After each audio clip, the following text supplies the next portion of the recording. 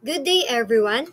We are here to discuss the cognitive social learning theory of Rotter and Michel, together with Miss Carino, Mr. De Leon, Miss Dumanais, I, Miss Makiso, and Mr. Pagsulingan.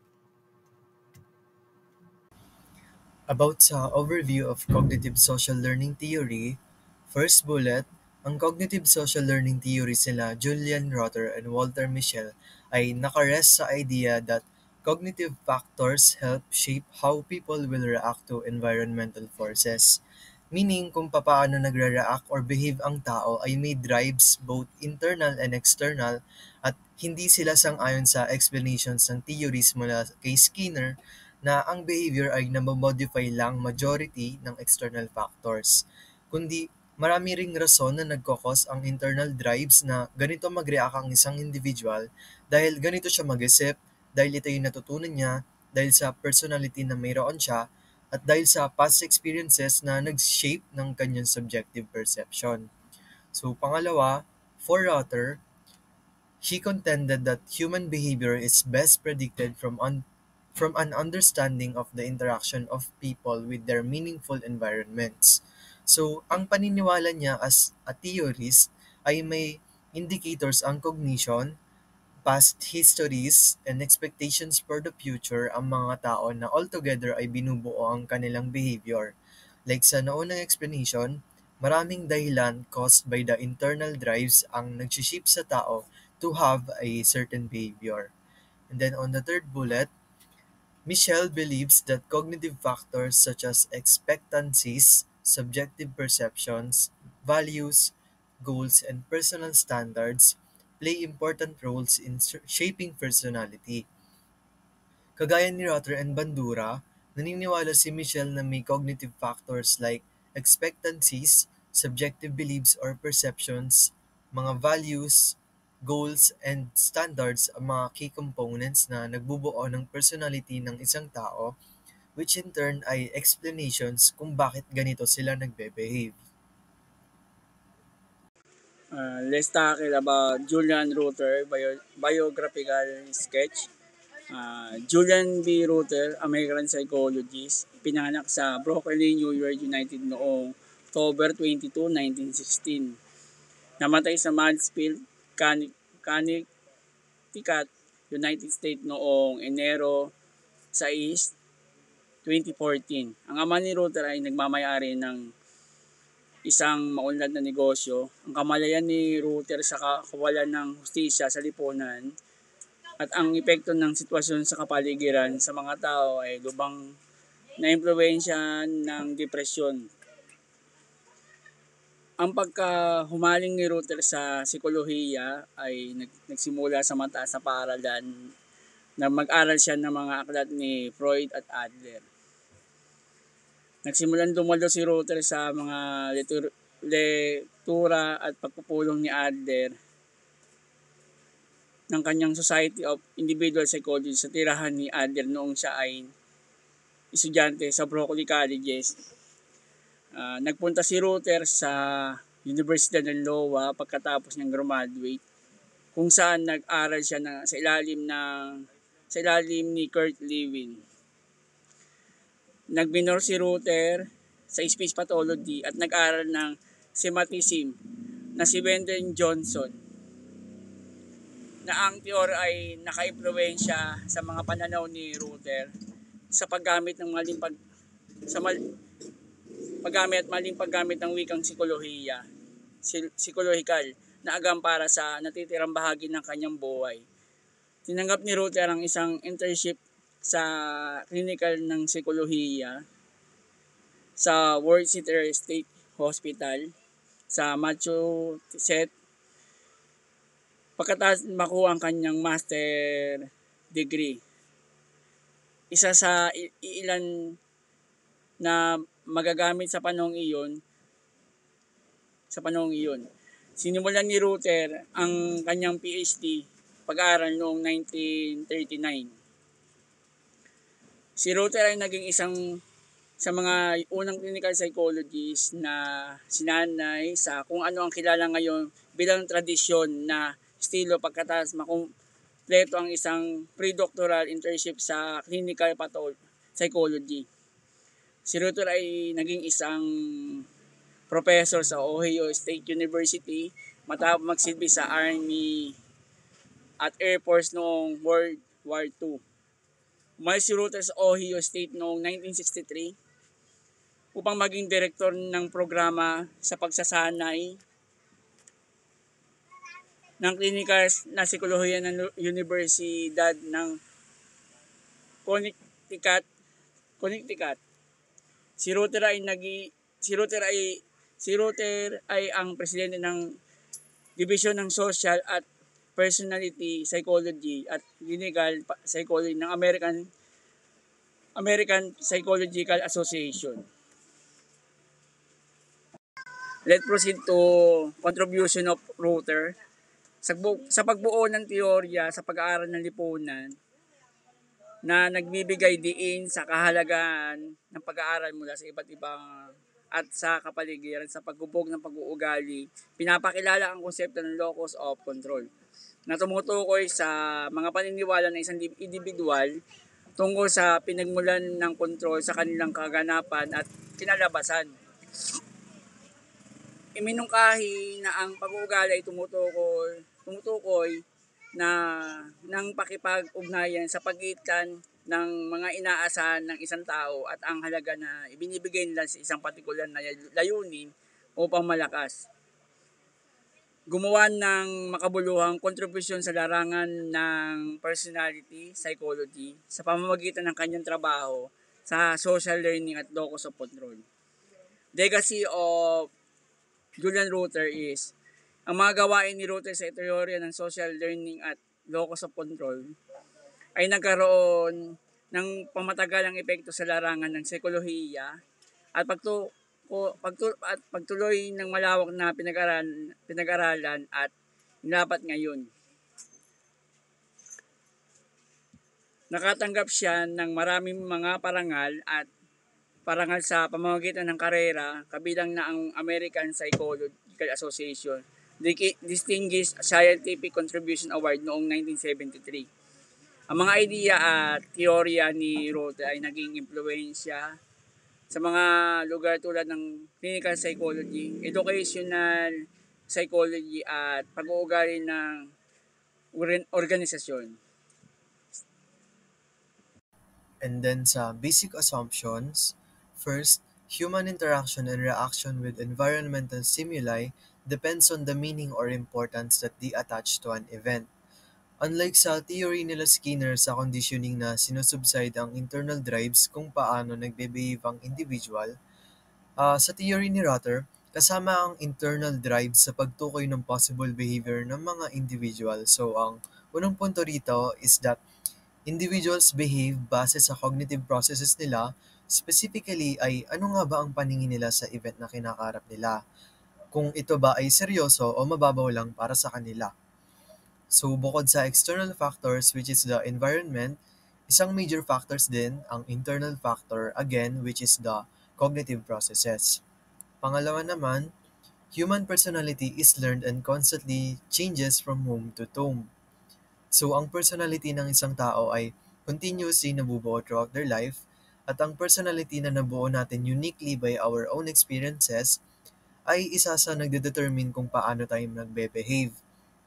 Also karagdagan dito, pinoint out nga ni Ruther na ang personality ay nagbabago panghabang buhay and this is because personality is malleable, that it changes as long as a person is capable of learning. So at a particular age of development ng isang tao, ang personality na mayroon sila ay yung accumulated experiences nila from the past. So ang mga karanasan nila noon ay binubuo sila ngayon, which is like the present is the product from the past at the past experiences gives the present personality a stability. Pero it does not mean na kung anong nangyari sa past ay siya na ang absolute determinant sa present personality.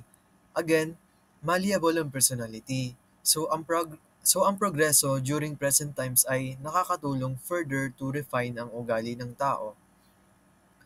Third naman, personality has a basic unity which means that people's personalities possess relative stability.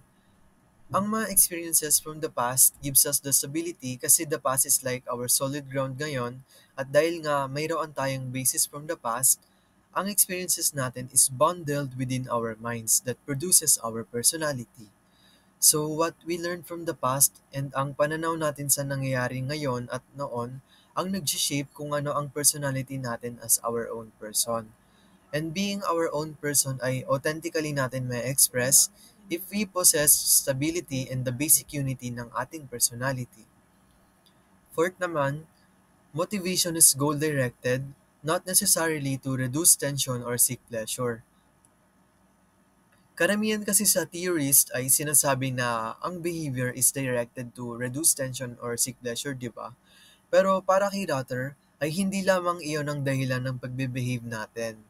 Ang aim ay sa mismong goal at how people behave are advancing them towards their goal. Example dito is tayong mga college students. Ang goal natin is to graduate at dahil that is our dream, willing tayong mag-persevere at i-endure ang stress, tensions, and hard work para makamit ang goal na iyon. So rather than reducing tension or seeking pleasure, Rutter pointed out that there are times na sinasalang talaga natin sarili natin sa bako-bakong daan as we strive for our goals and ambitions. Lastly, people are capable of anticipating events.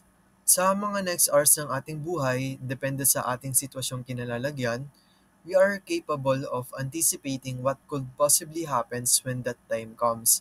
At because of these expectations, nasi-shape niya kung paano tayo nagbe-behave. Example dito ay, we are getting ready kapag dating ng last quarters of the semester kasi stressful dahil finals na, di ba? Or we are excited kasi bukas na marerelease yung bagong album ng favorite artist natin. So, itong mga responses na ito ay mga reinforcement din mula sa past kasi kung paano ka nagpe-prepare sa finals ay nakaayon yon sa experiences mo before kung ano ba ang nangyayari kapag hindi ka ready sa finals. So, nasa sa iyo yan kung hahabulin mo yung positive effect nun or you'll suffer from the negative consequences of not being ready sa exams. Also, another is that paano ka ma-excite kung hindi ka nakaranas nung saya nung nag-enjoy ka at nagka-eargasm ka sa sa bagong release na album ng idols mo.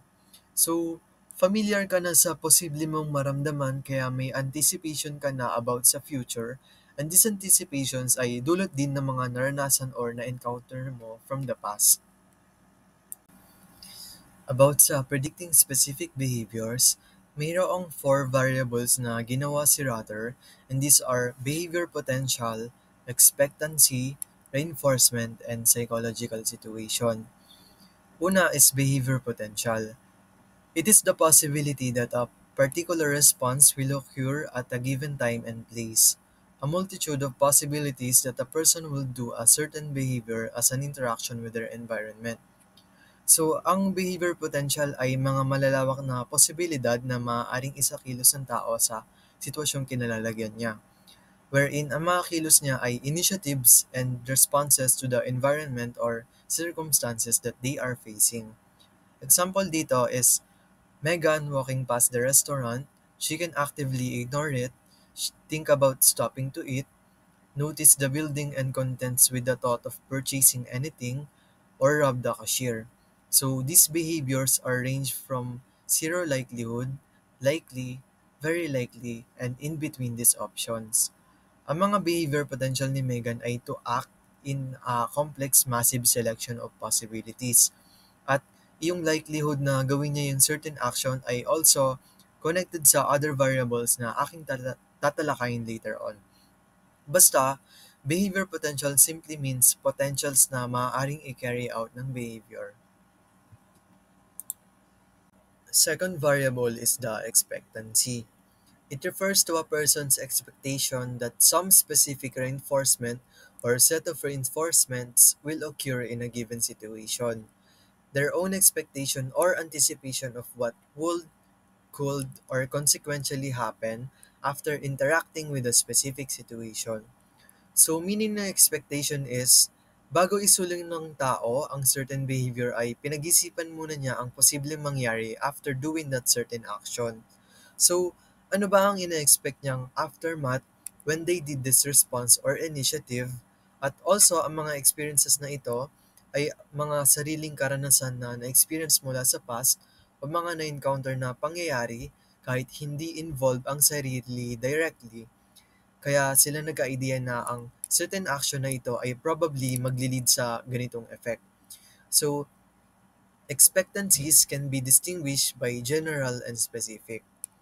General expectancies or GEs are learned through previous experiences with a particular response or similar response and are based on the belief that certain behaviors will be followed by positive reinforcement. Specific expectancy, symbolized as E prime, are specific in context. Ganito, example muna sa general expectancy.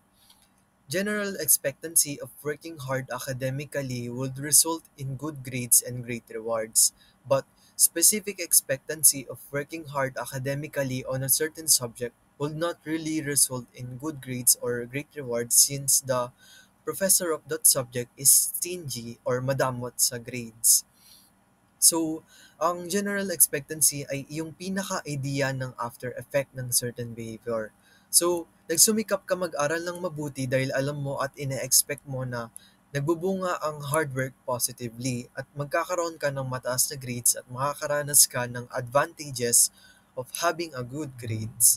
Habang ang specific expectancies naman ay hinihimay pa ng mas malaliman kung ano ang naroroon sa general expectancy. So, alam mo na sa sarili mo na studying well is beneficial, pero specific sa isang instance, like, alam mo kapag nag-aral ka maigi sa subject na ganito, sadyang madamot magbigay ng grades ang teacher doon. So, dahil nga irrational siya magbigay ng grades, yun yung expectancy mo about studying well in this subject. So, yung expectancy mo in particular with that subject ay naiiba. Taliwas sa general expectation mo about the point of studying well. Dito sa subject na ito ay hindi ganoon ang patutunguhan. Total expectancy. It is a successive function of both general expectancies and specific expectancies. Total expectancy determines the amount of effort people will expend in pursuit of their goals. Total expectancy ay pinagsamang function ng general at specific expectancy. Example ay person with low total expectancy for success in applying for a job will not really pursue the position, but a person with high total expectancy will exert effort and persist in achieving the goals no matter the setback. So, try natin bigyan ng context itong example na ito para mas maintindihan. Dun sa person na may low total expectancy, sabihin natin yung job na in-applyan niya ay about sa social work. At yung taong ito ay mayroong general expectancy na kapag nagtrabaho ka, may pera ka, which is positive while tiresome ang social work kasi nagpo-provide ka ng service for a large group of people which you have to face daily at ito ay downside or negative habang ang specific expectancy ng taong ito ay hindi naman niya passion ng social work. Mas passionate siya sa arts and crafts. Then ina-expect din niyang madadrain lang siya agad kasi hindi siya socially inclined person. So, maaaring mayroon nga siyang positive reason sa general expectation niya kumpara sa anong social work at yung trabaho, pero mas mabigat ang mga downside niya kasi mas marami siyang general at specific expectations kung bakit hindi para sa kanya yung social work. So, in totality ng mga iyon ay mababa ang total expectancy niya, kaya more likely ay hindi niya ipupursue ang job na iyon. So, sa kabaliktaran, yung person naman na may passion at inclined talaga sa social works at masaya sa ganitong klase ng mga trabaho ay apparently may pinangahawakan siyang puro positive, specific, and general expectations. So dahil maraming positive outlook, edi mataas ang total expectancy, mas likely na ipupursige niya yung job na ito kasi ito talaga yung gusto niya.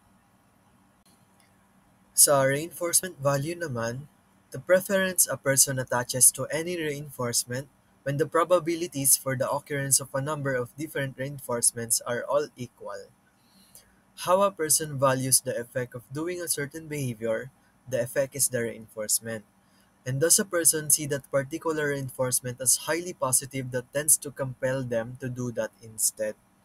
So, hopefully, alam nyo pa yung meaning ng reinforcement. Ito yung mga bagay na nagtatatag sa'yo to repeat and do behavior, whether it is positive or negative. While dito sa reinforcement value, meaning ng value is halaga. So, gaano mo pinapahalagan ang certain patterns ng reinforcement na alam mo? Ito ba ay nakakapagbigay satisfaction sa iyo? Ito ba yung kailangan mong gawin kahit hindi mo gusto? O ito ba yung pinakamadaling gawain para sa'yo kaya ganitong kilos na lang ang gusto mong isakilos? And natutukoy also ang reinforcement values both internally and externally. Sa internal reinforcements, ito yung mga subjective biases, personal view, likes and dislikes, and interest that places the value toward the reinforcement. While sa external reinforcements naman are the norms, trends, traditions, and societal standards that places the value of the reinforcement. For example dito is, if you like popular movies the same as what most people like, then internal and external reinforcement values play together. But if you prefer certain genre of films that are contrary to what is popular, then internal values of reinforcement toward watching your own interest does not align with external reinforcement values. Connected ang other variables dito, basta ang reinforcement value ay tinutukoy yung sarili mong paningin kung gaano kahalaga ang mga bagay-bagay at depende sa level ng pagpapahalaga mo. 'Di ba mas priority natin ang mga valuable na bagay at ito ay pina-prioritize natin na dito tayo nagme-medal. Pang-apat naman is the psychological situation. Psychological situation is the situation or context that may be long-lasting or short-lasting a person deals with. Ito yung setting o pangyayaring kinalalagyan ng individual at yung action ground ng behavior potential, expectancies, pati reinforcement values. Uh, Behaving in psychological situations, behavior is the result of neither the environment nor personal traits, rather the complex interaction of a person with their environment. Because if physical or environmental stimuli alone determines behavior, then this means that individuals will respond exactly the same way to a situation. If personality traits are responsible for behavior, then a person would always respond to consistent and similar characteristic fashions. The psychological situation is a complex set of interacting cues acting upon an individual for any specific time period. So, sinabi ni Rotter na hindi environment or personality traits alone ang determinant ng behavior.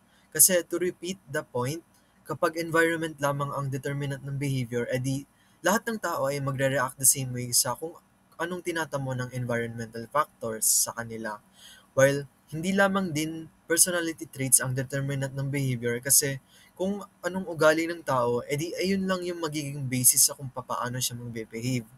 Ang pino-point out ni Rotter ay ang complex interactions ng tao with their cognitive functions and situation na kinalalagyan ang nagbibigay ng malawak na potensyal sa tao na mag-behave their own ways. So, sangkot pa rin ang environment and personality traits pero hindi lamang confined doon ang behavior kasi there are determinants more than that na kailangan din i-consider.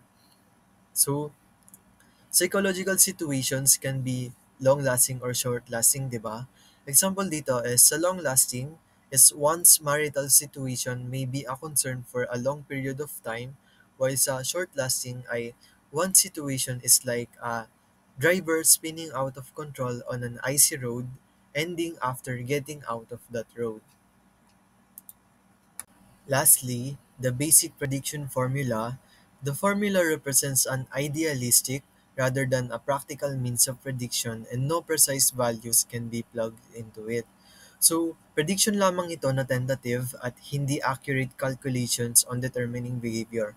Kasi dynamic ang pag-iisip ng tao kaya walang konkretong paraan para matukoy na may structure ang pag-iisip or behavior ng tao. So, ang units ay for behavior potential is BP, for expectancy is E, and then generalized expectancies is GEs, specific expectancies is E prime. Sa reinforcement value is RV, then psychological situation is S. For example of this calculation, galing lang din ito sa book. Lao Wan, an academically gifted college student who is listening to a dull and lengthy lecture of her professor who does not care if her students are listening or are actually learning. What is the likelihood that Lao Wan will rest her head on the desk in an attempt to sleep because of boredom? So, yung formula is nakalatag na dyan and color-coded sila base sa kung anong symbol sila belong.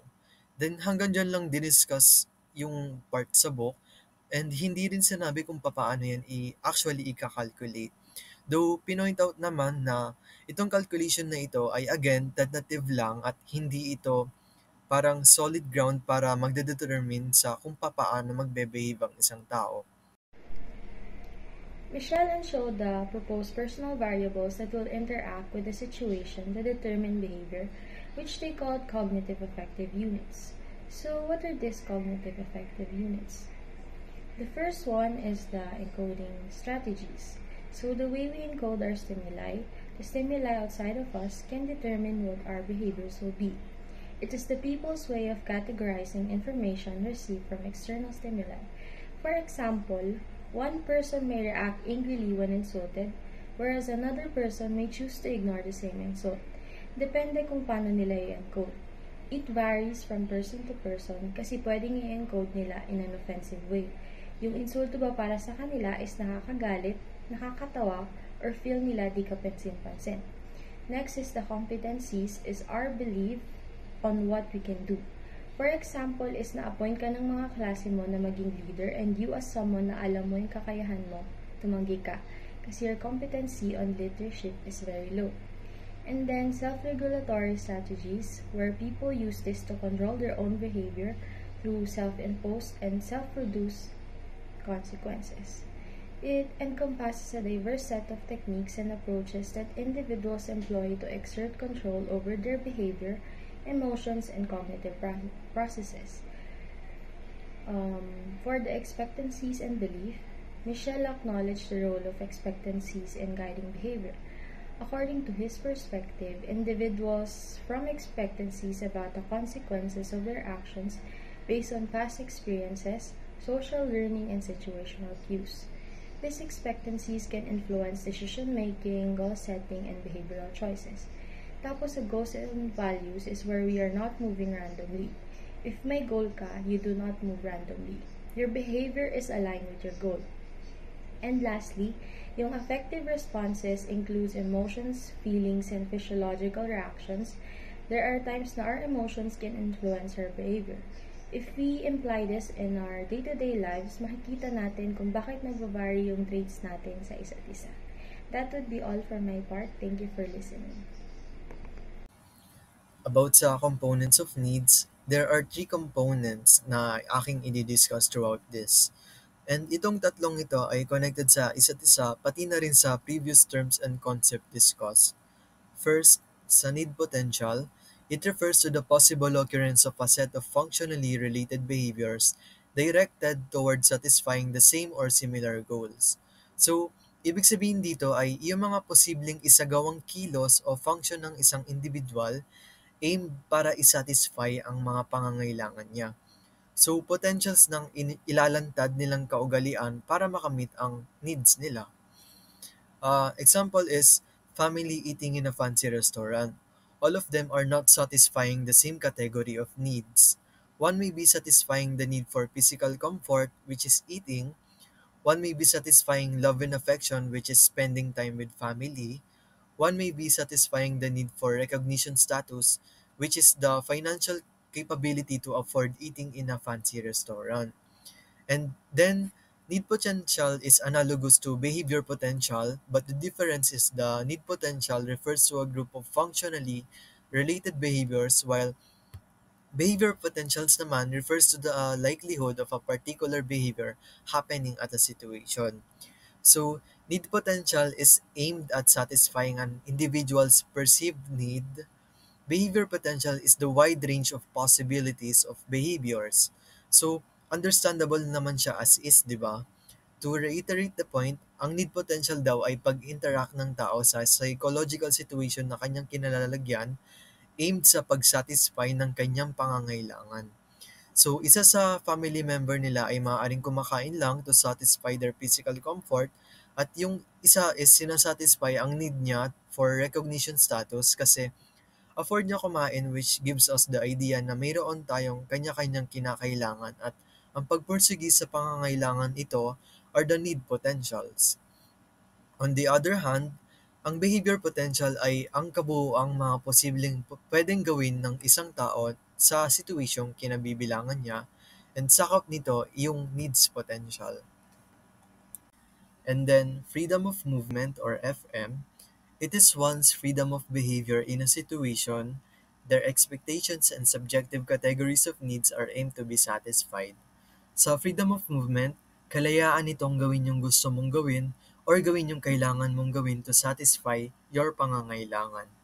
Example is the mother with a strong need for dominance could behave in a variety of ways to satisfy that dominance na pangangailangan niya. She might select her husband's clothes, decide which school to enroll her kids, lead and organize professional conference at her workplace, or perform similar behaviors aimed at securing reinforcements for her dominance needs. Freedom of movement is analogous to expectancy, that they act and prioritize goals which are expectedly feasible and best at meeting preferred reinforcements. So, if the person performs behaviors leading to dominance, then there will be more freedom of movement in that need complex than in any other need complexes. To expound this point, reinforcement ay yung pagtatag ng any patterns of behaviors. Analogous to expectancy itong freedom of need since ina-expect mo muna what could be the outcome of acting this way kung mamimit niya ba yung pangangailangan mo. So sa lagay ni mother, dominance ang mahalaga para sa kanya kaya her ways of dealing with her family are reinforced by successfully carrying out domination at pag step up among people related to her, and these ways of dealing with them ay syempre kailangan kaya niyang gawin kaya malaya siyang gawin yung kaya niyang gawin para ma-pursue niya yung pangangailangan niya. Lastly, need value. A person's preference of set of reinforcements. The values individual impose on a certain need. In Filipino, gaano kahalaga ang isang bagay para sa iyo upang ito ay pagpursigihan at gawing kasanayan. So nakabase sa iyo kung alin sa maraming complexes ang pinaka-satisfactorying gawain na kaya mo at you feel fulfilled kapag ito ay nagagawa mo. Need value is analogous to reinforcement value. The consequences of functions aimed at satisfying needs strengthen behavior if it was positive, then the value placed on a particular need complex will be the principal determinant of their behavior. If dominance is the most valued need, freedom of movement and need potentials have focus on that goal. Basically, ang point dito ay ang pagpapahalaga mo sa certain pattern of behavior which are reinforced if it repeatedly satisfies you. General prediction formula. The basic prediction formula is limited to highly controlled situations where expectancies, reinforcement, value, and the psychological situation are all relatively simple and discrete. Rotter introduced these general predictions. As you can see this sa ating screen yung formula.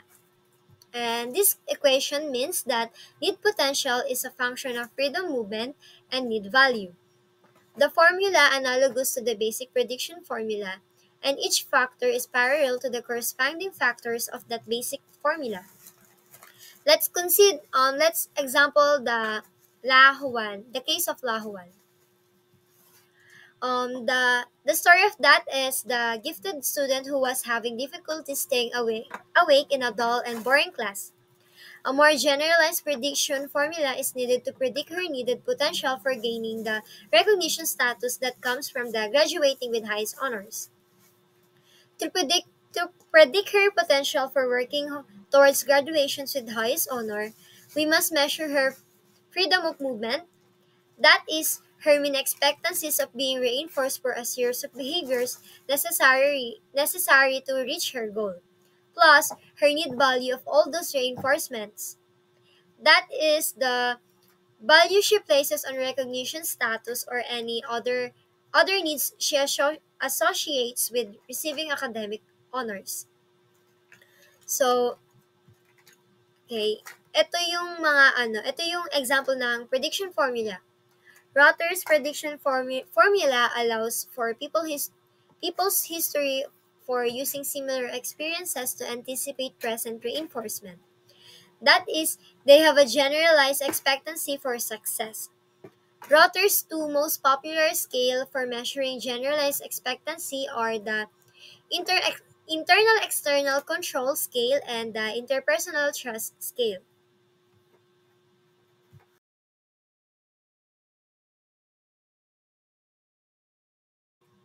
The most popular scale for measuring generalized expectancy is the internal external control scale. At the core of Rotter's social learning theory is the notion that reinforcement does not automatically stamp in behaviors, but that people have the ability to see a causal connection between their own behaviors and the occurrence of the reinforcer. So, yung nasa screen, ito yung parang sample items of Rotter's internal external control skills. Ito naman yung sample item for internal external control reinforcement. Next is the interpersonal trust scale is another example of generalized expectancy that has provoked considerable interest and research is the concept of interpersonal trust. So Rotter defined interpersonal trust as a generalized expectancies held by an individual that the word, promise, oral or written statement of another individual or group can be relied on. So Rotter summarized results of the studies that indicates that people who score high in interpersonal trust scale as opposed to those who are low, scores low rather.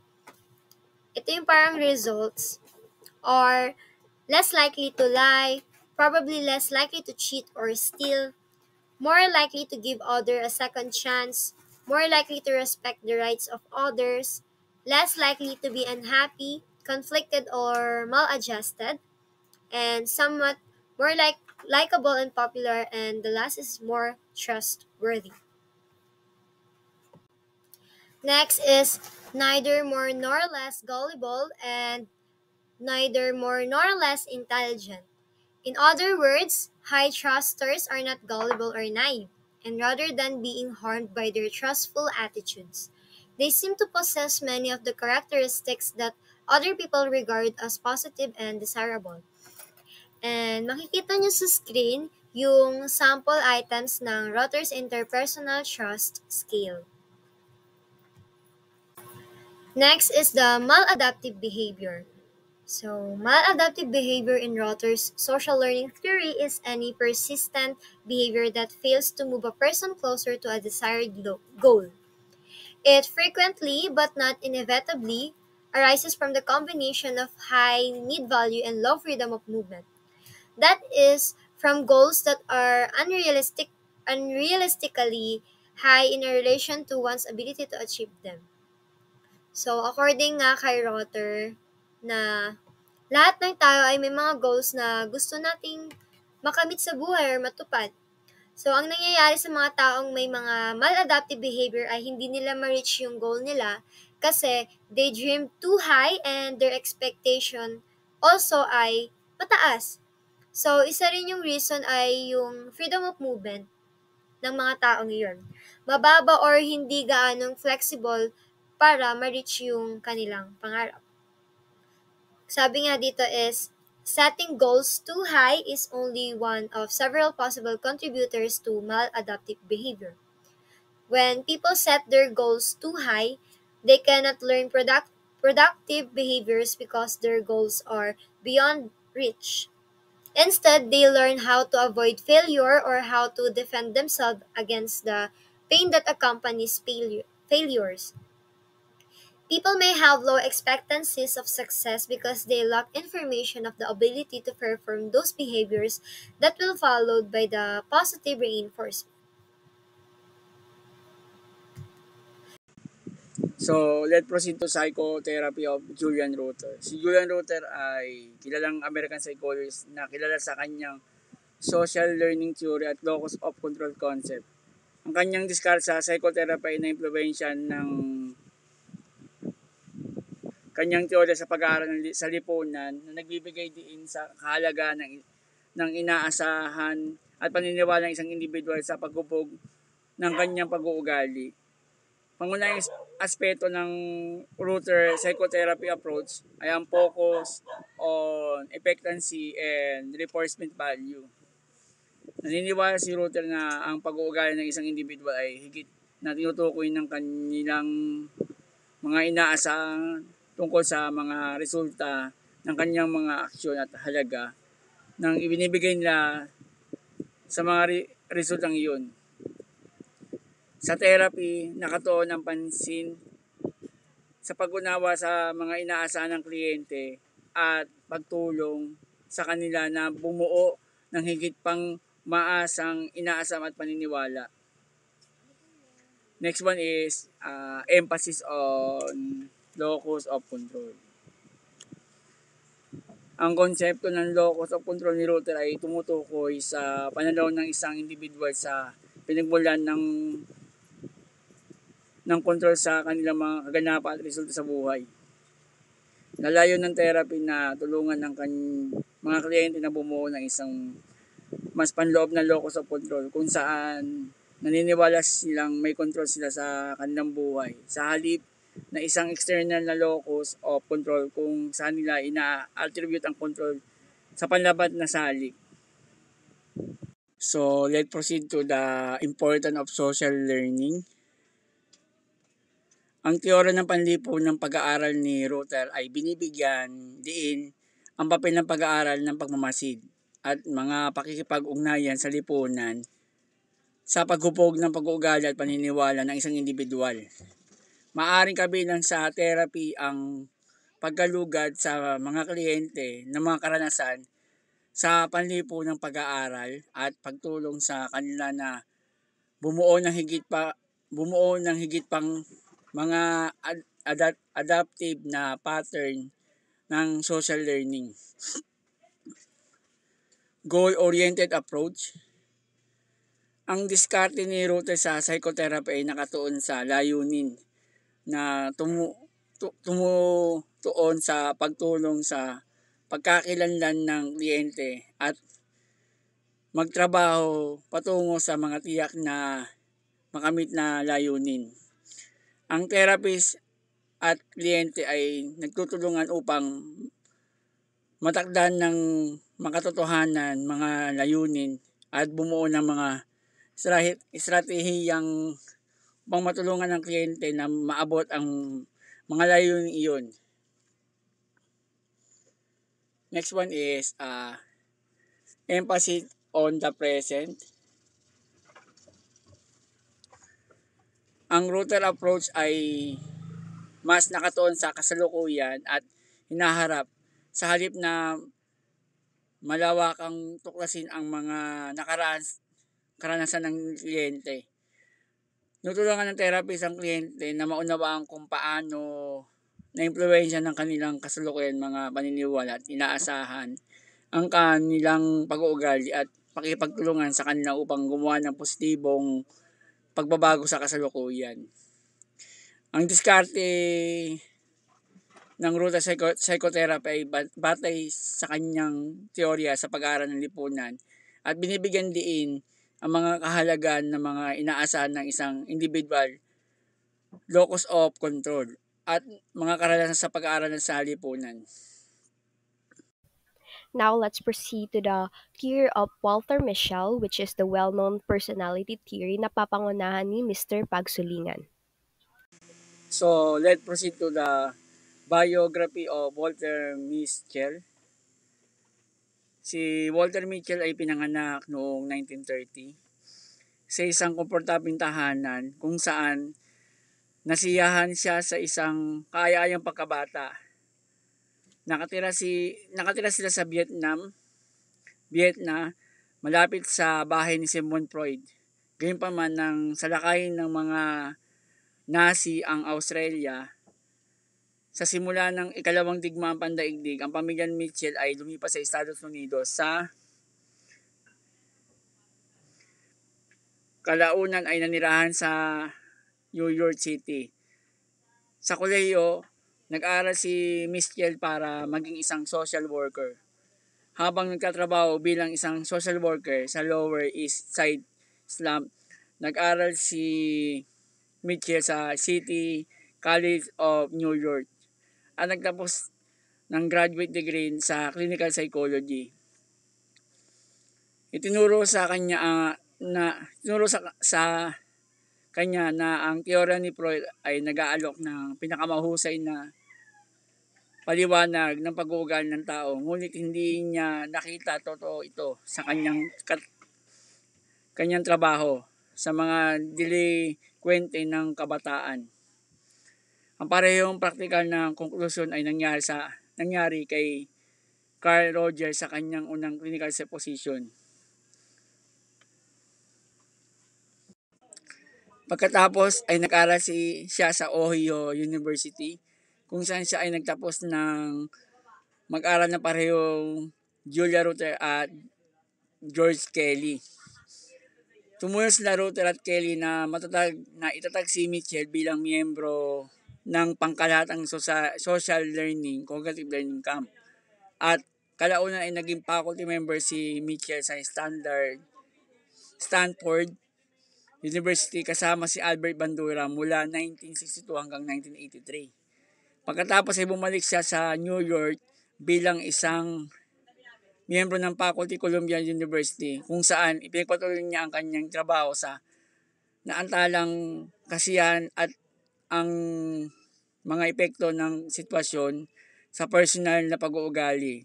Si Mitchell ay kinilala ng isang Distinguished Scientific Contribution Award ng American Psychology Association.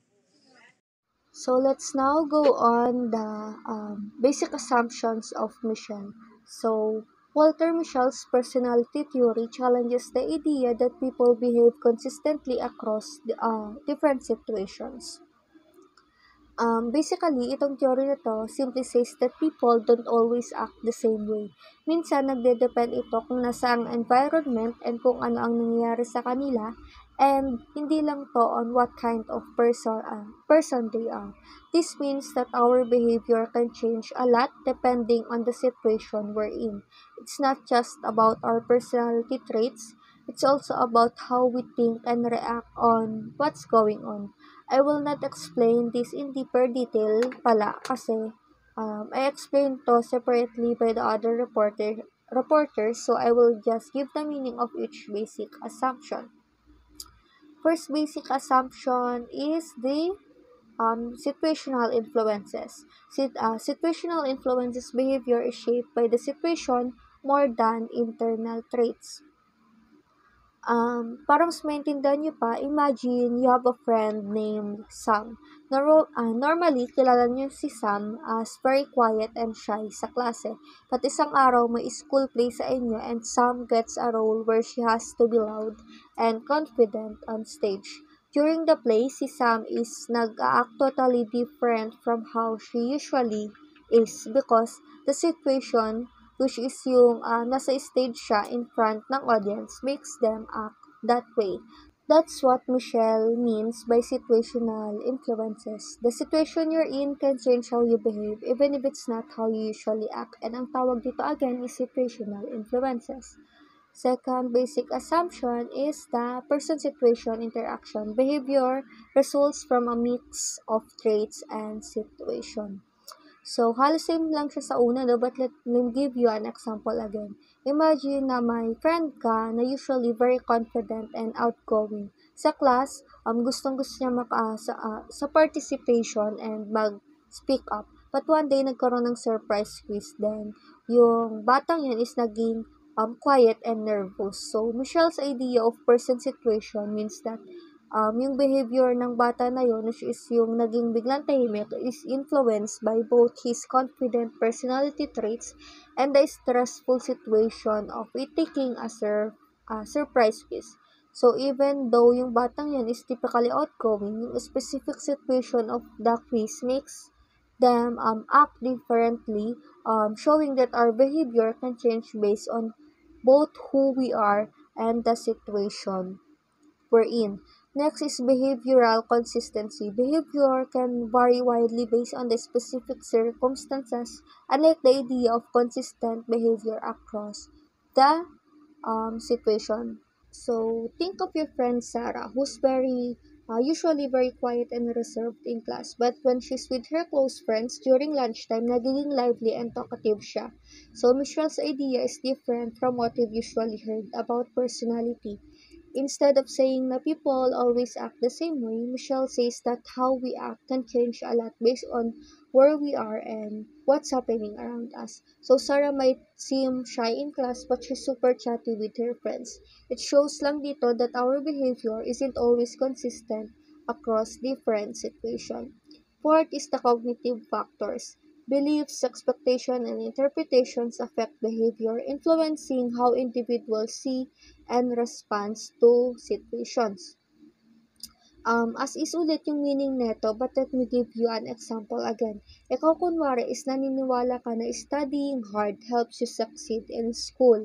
And because of this belief, syempre maglalagay ka ng extra effort when it comes to studies. So Michelle talks about cognitive factors which are basically how we think about things. This include what we believe, what we expect, and what we interpret situations and how we interpret situations rather. Michelle says na itong mga thoughts and beliefs plays a big role kung paano tayo mag-act and mag-react in different situations. So, ang belief about studying hard is cognitive factor that influence her behavior in school. Last is the delayed gratification. So, waiting for bigger rewards shows better outcomes, emphasizing self-control and cognitive strategies in behavior. Last na, example naman natin dito is let's think about your friend Levi. He loves chocolate and his mom gives him a choice. Either eat one piece now or wait and get two pieces later. Michelle did a similar experiment with kids. He found that kids who could wait for the bigger reward or yung two pieces of chocolate often did better in the long run. This teaches us about how delayed gratifications, which means waiting for a bigger reward instead of taking a smaller one right away. It shows here that having a self-control and using smart thinking strategies can lead to better outcomes in the future. So for the biographical sketch of Michelle, please continue watching. Let's first discuss what is personality system. Personality system refers to the organized structure of an individual's personality traits, characteristics, and behaviors. It encompasses various elements such as traits like extroversion or neuroticism, motivations, cognitive processes, and emotional patterns. The personality system is dynamic and can change over time due to internal developments or external influences. So, para mas madali, think of the personality system like a big toolbox na filled with different tools that make up who we are. And yung tools na yun is included doon yung traits natin such as being friendly or shy and so on and so forth. And yung thoughts then, feelings, and how we act in different situations. So basically, it's like your unique set of tools that set you use to navigate life and interacts with others. So, Consistency paradox. The observation that a human being's personality tends to remain the same over time, while their behavior can change. in different situations. Noong 90s, ang personality test based on trait theories ay usong-uso. Parang yun na lang yung ginagamit nila in every institutions to predict the behavior of a person. For example, is sa trabaho and school, binibigyan nila ng personality test. Kumbaga, through that personality test, matadetermine na raw ang personality ng isang tao. But Michelle is nag-disagree dito. Sabi niya, yung mga studies na ginagawa suggest very much variability in behavior. So this paradox highlights the conflict between stability of personality traits and the variability of behavior across different situations. On one hand, personality traits are often seen as relatively stable over time and consistent sa iba't ibang situations, while ang personality traits are typically viewed as enduring and consistent across various contexts. Individuals also exhibit significant behavioral variability as they adapt to different roles and environments. This paradox challenges the notions of absolute consistency in behavior solely based on personality traits, emphasizing the influential role of situational factors in shaping how people behave. So, ang example natin nito is like a puzzle where some pieces fit perfectly together, pero yung iba hindi. It's about how we can have certain traits that stay the same over time, like always being kind, yet we also change our behavior depending on the situation, like being more talkative with friends but in quiet in a big group. So it's like puzzling kasi ang personality seems both stable and flexible at the same time.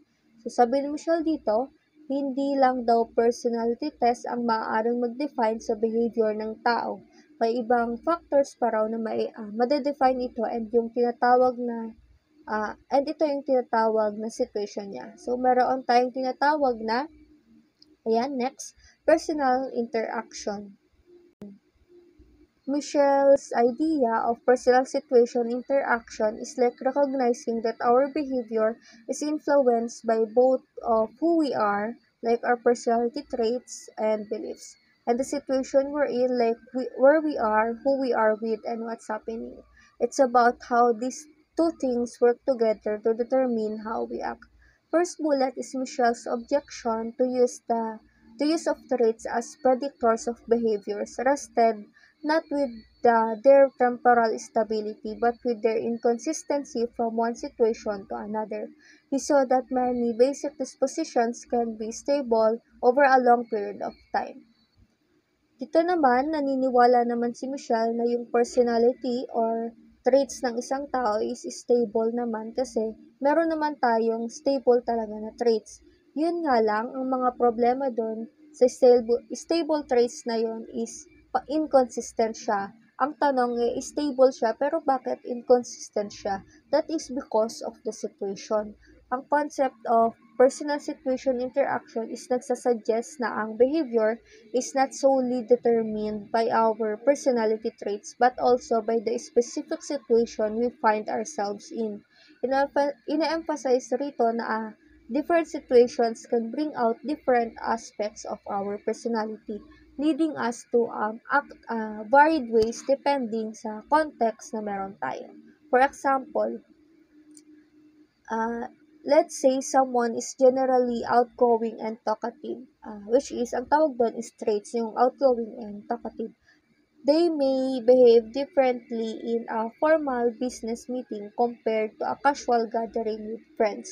In the business meeting, they might be more reserved and focused on professionalism, while in the casual meeting, they could be more relaxed and chatty. Neither the situation alone nor stable personality traits alone determine behavior, rather is a product of both. Michelle and Shoda have proposed a cognitive affect personality system that attempts to reconcile these two approaches to predicting human behaviors. Kumbaga, hindi lang traits ang magbibigay sa behavior. At the same time, hindi lang situation ang magbibigay sa behavior. It's an interaction of both. Parang may dadaanan yung dalawa na yan para ma-produce yung behavior. So Michelle's idea highlights the dynamic nature of human behavior where our responses can vary based on the demands on and cues of the situation. It also suggests that while personality traits provide a general framework for understanding behavior, they do not dictate our actions in a rigid manner. Cognitive affective personality system is a theory that proposes personality is shaped not only by consistent traits but also by cognitive and emotional processes, as well as the context in which a person finds themselves. This theory does not suggest that behaviors are an outgrowth of stable global personality traits. Walter Mischel's Cognitive Affective Personality System or CAPS is a theory na nagsasuggest na ang personality is not just a set of consistent traits but also influenced by cognitive and affective processes as well as situational factors. According to CAPS, ang behavior ng bawat isa is nade-determine ng interactions between their cognitive processes such as thoughts, beliefs, and perceptions, and affective processes which is yung emotions and feelings within a specific situational context. This means that how a person behaves can vary significantly depending on the situation they're in, their interpretation of that situation, and their emotional responses to it. Behavioral signature of personality. Consistent manner of varying his behavior in particular situations. Yung behavioral signature of personality naman dyan is parang ano lang siya. Kunwari ako, I only have three colors of shirt, like purple, white, and black. Bakit konti lang? Kasi ayoko mag-decide kung ano yung susuotin ko everyday. Ayoko mahirapan. So, I have a schedule kung ano yung susuotin ko kada pasok. Parang sa first week, ito ay susuot ko. Second week, ito ay susuot ko. Sa third week, ito naman. So, consistent yun. So, that is behavioral signature of personality. Ayokong nahihirapan ako sa susuotin ko, so I only have three colors of shirt. Michel's theory emphasizes the importance of considering both internal cognitive affective processes and external situational factors when understanding and predicting behavior. It suggests that personality is not fixed but can be flexible and adaptive, leading to variations in behavior across different situations. Behavior prediction. This theory challenges relying solely on personality traits to predict behavior, emphasizing the interaction between cognitive emotional processes and situational context. It underscores the need for an understanding of individuals' characteristics and environmental factors for accurate behavior prediction. It also assumes that prediction of behavior rests on a knowledge of how and when various cognitive effects unit are activated. So, itong behavior prediction na to is nagdi-disagree sa traditional view na ang personality traits natin alone can reliably predict behavior across various situations. Instead, Michelle proposed that behavior prediction should focus on understanding the interaction between individuals' cognitive affective processes, such as thought, beliefs, and emotion, and the specific situational context in which they find themselves. Michelle argued na ang personality traits ay hindi consistent predictors of behavior because individuals often exhibit variability in their actions, adapting their behavior to different situations and roles. Therefore, para ma-predict ang behavior accurately, one must consider not only person's traits but also their cognitive processes, affective states, and the environmental circumstances in which they operate. Cognitive affective units. Ang meaning nito is encodings, expectancies, beliefs, and competencies, regulatory plans and strategies, and effects and goals. So, ang variables na mag-e-explain ng variability ng behavior natin is yung tinatawag natin na cognitive affective units, which will be discussed more by Ms. Domanais.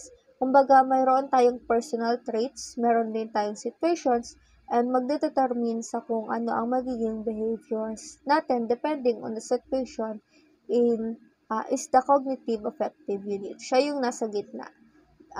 Depende kung paano natin ine-encode and so on and so forth. Yun yung magiging behavior natin.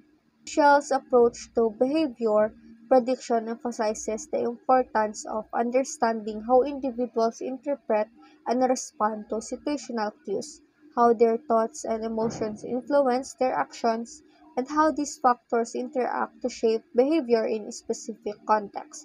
So, hina-highlight nito ang complexity and context dependency of human behavior, suggesting that a comprehensive understanding of behavior prediction requires a consideration of both individual characteristics and situational factors. So, situational variables is a concept of situation variables refers to the external factors and circumstances that influence an individual's behavior in a given situation. There are times wherein situations have more influence in behavior. There are times that individuals' differences are more powerful. Michel's cognitive affective personality system or yung CAS emphasizes the importance of considering not only personality traits but also situational factors in understanding and predicting behavior. Situational variables um, naka-include rito yung wide range of environmental cues, social context, and situational demands that may impact how a person behaves. These variables can vary in terms of their relevance to the individual, affecting the degree to which they influence behavior. For example, in a study context, situation variables could include factors such as the presence of other people, the specific tasks or activities being performed, the cultural norms and expectation of the setting, the emotional climate of the environment. These variables interact with an individual's cognitive processes and affective states to shape their behavior in that particular situation. Overall, ang situation variable sa framework ni Michelle is hina-highlight ang dynamic and context-dependent nature of behavior, emphasizing that behavior is not solely determined by stable personality traits, but also by the situational factors at play. To explain how a person process the situation, kasi syempre iba-iba nga yung personality nila, iba-iba rin yung processing nila. To explain how a person processes their situation, Michelle and Shada propose personal variables that will interact with the situation determine which they called cognitive affective units. For the further explanation of this, let me call on Ms. Damanais. Michelle and Shoda propose personal variables that will interact with the situation to determine behavior, which they called cognitive affective units. So, what are these cognitive affective units? The first one is the encoding strategies. So, the way we encode our stimuli, the stimuli outside of us can determine what our behaviors will be. It is the people's way of categorizing information received from external stimuli. For example, one person may react angrily when insulted, whereas another person may choose to ignore the same insult. Depende kung paano nila i-encode. It varies from person to person kasi pwedeng i-encode nila in an offensive way. Yung insulto ba para sa kanila is nakakagalit, nakakatawa, or feel nila di kapansin-pansin. Next is the competencies is our belief on what we can do. For example, is na-appoint ka ng mga klase mo na maging leader and you as someone na alam mo yung kakayahan mo, tumanggi ka kasi your competency on leadership is very low. And then, self-regulatory strategies, where people use this to control their own behavior through self-imposed and self-produced consequences. It encompasses a diverse set of techniques and approaches that individuals employ to exert control over their behavior, emotions, and cognitive processes. For the expectancies and belief, Michel acknowledged the role of expectancies in guiding behavior. According to his perspective, individuals form expectancies about the consequences of their actions based on past experiences, social learning, and situational cues. These expectancies can influence decision making, goal setting, and behavioral choices. Tapos sa goals and values is where we are not moving randomly. If may goal ka, you do not move randomly. Your behavior is aligned with your goal. And lastly, yung affective responses includes emotions, feelings, and physiological reactions. There are times na our emotions can influence our behavior. If we imply this in our day-to-day lives, makikita natin kung bakit nagvavary yung traits natin sa isa't isa. That would be all for my part. Thank you for listening. Let's focus the summary. Ang konsepto ng personal na disposisyon ng mga matatag na katangian na nakaka-influence sa pag-ugali ng isang individual. Ang mga disposisyon na ito ay pare-pareho sa paglipas ng panahon, ngunit maaaring mag-iba mula sa isang sitwasyon patungo sa isa pa. Ang pagkipag-ugnayan sa pagitan ng mga matatag na katangian ng personalidad at mga unit ng cognitive affective, ang pakikipag-ugnayan na ito ay nagre-resultan sa pagpapakita ng pag-uugali. Magbibigay ng detalyadong paglalarawan kung ano ang mabubuo ng mga cognitive affective unit. Ang mga unit na ito ay sumasaklaw sa iba't ibang aspeto ng proseso, nagbibigay malay at emosyonal na isang individual. Kabilang ang kung paano sila mapoproseso ng impormasyon, nagtatakda ng mga layuning nakakakita ng mga kahitatnan at emosyonal na tumutugon.